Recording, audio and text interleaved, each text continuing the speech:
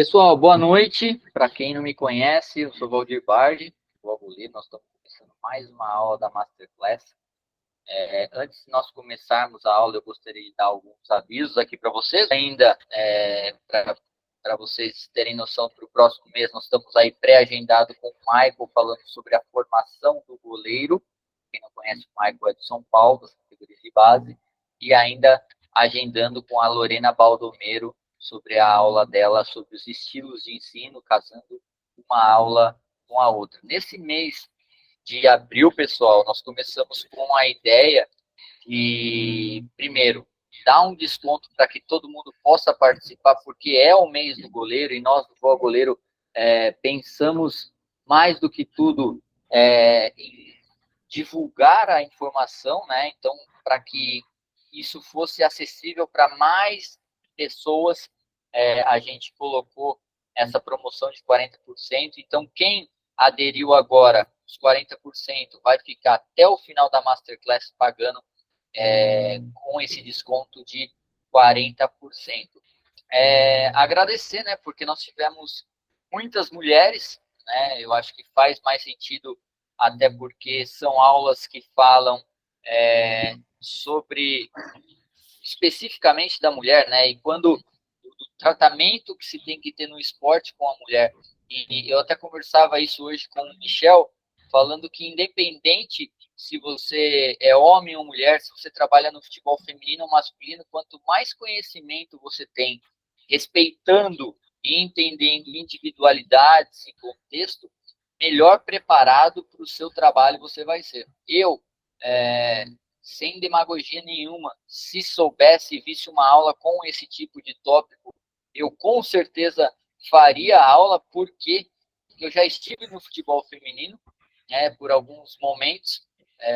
Que ano que foi, Michel? No Audax? Foi 2018, no Audax, um curto período ali. Depois eu tive no Fortaleza, onde no Fortaleza eu era o coordenador do departamento de goleiros e a gente incluiu o futebol feminino junto. E eu não tinha noção da importância que se tem, saber agora, conversando mais com o Michel e até podendo aproveitar essa aula, vai com certeza engrandecer demais o conhecimento a respeito do futebol feminino também. Queria agradecer também aqui, vou até pedir um momentinho para citar, né, as meninas que estão com a gente. Nós tivemos no primeiro mês a Gabi não está presente hoje, mas depois ela vai estar assistindo. Mas nós temos a Cássia, pô, a gente acompanha o trabalho dela já há muito tempo e é muito legal de ver a Cássia trabalhando com os goleiros e as goleiras. Nós temos a Flavinha que é do Red Bull hoje, mas também foi goleira, né? Porque ela já fez a transição dela e ela já esteve em outros eventos do Voa Goleiro. Deixa eu ver quem também. A Bruna, né, Bruna? A Bruna teve com a gente, foi minha goleira, né, Michel? Foi nossa goleira, vamos assim dizer, lá no Audax. E agora, pelo que eu conversei com ela ainda há pouco, ela está na transição de sair de treinamento para virar treinadora.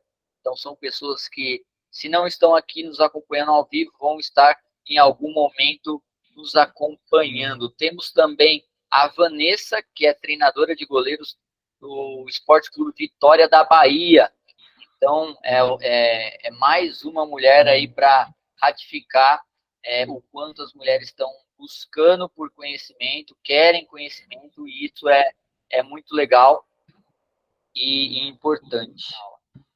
Bom, primeiramente, boa noite. Fico muito feliz e lisonjeado estar falando sobre um tema, principalmente dentro do futebol feminino, e ao longo aí do nosso tema a gente vai discorrendo e também apresentando as pessoas que estão aqui. Mas, Valdir, eu acredito que fica melhor, como é um pouquinho, entre aspas, longo, né? Tem bastante tema para a gente estar falando. Muito obrigado. Eu quero só enfatizar e também agradecer a presença de alguns membros da comissão do Palmeiras Feminino. O Julião, que é o preparador físico, está aqui com a gente, já trabalhou no masculino do Ituano, no Sub-20, já foi auxiliar do profissional. O Luquinha também, que é o nosso fisioterapeuta, que vai ter uma grande contribuição ao longo do curso, ao longo dessa aula, né? Na verdade, principalmente quando a gente abordar o tema sobre preventivo. Luquinha também, que chegou ano passado com a gente, pôde contribuir da melhor maneira possível, trabalhando na Ponte Preta, também masculino, e é um menino aí que tem tudo para decolar, que está ajudando bastante a gente nesse processo. Beleza, então, sem mais delongas, falando brevemente sobre mim, e ao longo também da aula, vou ter oportunidades para eu discorrer melhor sobre isso. Eu sou preparador de goleiras do Palmeiras Feminino, hoje atualmente no profissional. Eu estou no clube desde 2019, passei por diversas funções. Entrei em 2019 como preparador das goleiras do Sub-18, fiz Sub-16, fiz o Sub-18, fiz o profissional. Depois teve um período que eu saí e eu retorno para o Palmeiras como auxiliar de preparação física. E daí, então, começa basicamente essa busca minha, esses estudos mais em relação a controle e monitoramento de carga, que é algo que eu pude me aperfeiçoar ao longo do caminho. E à frente da preparação das goleiras, eu estou desde janeiro do ano passado, quando a gente iniciou a temporada de 2023. Então, basicamente, a minha aula vai ser dividida em duas partes, tá? Onde o título é Periodização do Treinamento das Goleiras, Perspectiva Física, Preventiva, com foco no ciclo menstrual e seus resultados. Então, a primeira parte eu vou enfatizar muito mais no ciclo menstrual, e a segunda parte eu vou estar mostrando um pouco do que eu faço no Palmeiras, igual tudo que eu vou falar é o que eu faço, é como que é meu dia a dia, através do conhecimento que eu tenho, através das aplicações que eu faço com elas. Então, isso basicamente o que eu vou estar trazendo aqui para vocês é como é meu dia a dia com as goleiras. Então, eu entendo muito bem que o futebol não é só a parte física isolada, os 4 pilares, tático, mental, técnico, físico, e o físico influencia no tático, o tático influencia no físico, isso até mesmo dentro da posição do goleiro, ou propriamente da goleira. Só que hoje eu vou dar destrinchando um pouquinho mais sobre esse tema, que está mais correlacionado com a parte física. Então, vamos lá. Eu inicio minha trajetória no futebol feminino em 2016, na Seleção Brasileira de Futebol e Futsal Femininas de Surdos. Então, tem muita gente que nem sabe que existe, só que eu tive essa oportunidade, e aí que começou a minha curiosidade a justamente buscar mais sobre o ciclo menstrual. Porque quando eu entro nesse universo do futebol feminino, eu percebo que tem algumas peculiaridades que eu não encontrava antes, porque antes eu trabalhava na base do futebol masculino, principalmente em relação ao ciclo menstrual. Então eu percebia certos comportamentos que para mim, de maneira empírica, era aquilo: não, mas ela está TPM, ela está estressadinha, não, é isso mesmo, não, mas quer jogar futebol, tem que, é isso, só vai. E eu começo a ter algumas percepções dentro das sessões de treinamento e perceber que eu precisava me aprofundar mais sobre esse assunto do ciclo menstrual, que envolve não só a parte fisiológica, mas também a parte mental. Dentro dos estudos mostra que o período menstrual, isso é o desempenho, tá? Teoricamente, tá? Sempre vai ser teoricamente, porque não se aplica no todo. Então, aqui no período menstrual, teoricamente, o desempenho da atleta é fraca.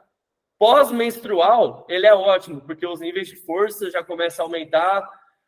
Depois vem a fase ovulatória, que é logo após o pós-menstrual, que teoricamente o desempenho fica bom. Depois o pós-ovulatório, que é pós-metade, né, o ciclo de 15 dias, continua bom. E aqui, no pré-menstrual, teoricamente, ele fica ruim. E esse ciclo volta.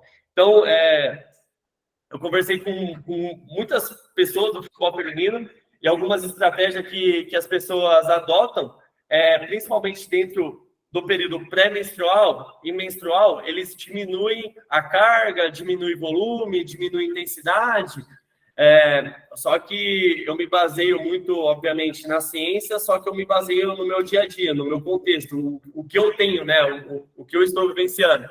Então, na minha cabeça, assim, se o estímulo que eu dou sempre, no caso, né, para minha goleira, quando ela está no período pré-menstrual e menstrual, são de treinos pouco intensos, pouco volumosos, de pouco estímulo, automaticamente eu condiciono isso, que sempre nesse período esse vai ser o estímulo. Mas aí eu faço até uma pergunta e uma reflexão.